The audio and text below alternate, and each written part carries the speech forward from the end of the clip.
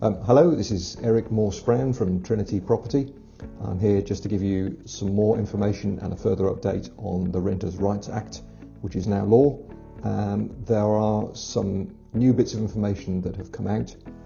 Specifically, the main date that you need to be aware of is the 1st of May this year, that's 2026, when the law is going to be in force fully.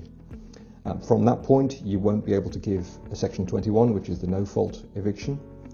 All tenancies will move from fixed terms to periodic terms, that's on a monthly basis, so that's obviously a big change. Very importantly, statement of terms and a government leaflet are going to need to be given to tenants within 30 days. We've had some recent updates from legal support to say that that document, so the statement of terms, now has a list of 5 items that has to be on it. So we're getting some guidance on that. We'll update our landlords on that information as soon as it's clear.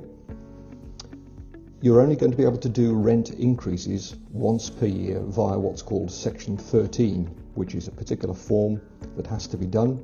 It's a prescribed form, so it has to be done in exactly the right wording.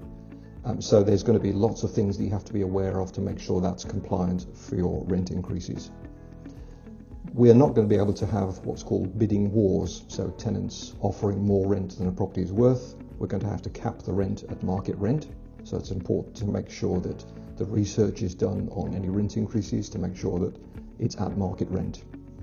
You're not going to be allowed to discriminate against tenants, which kind of goes without saying, but particularly against families or benefit recipients.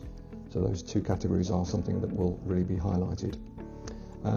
Tenants are going to be able to request pets, so good news for all those pet owners, and landlords must consider those requests. So again, some guidance to be thought about there.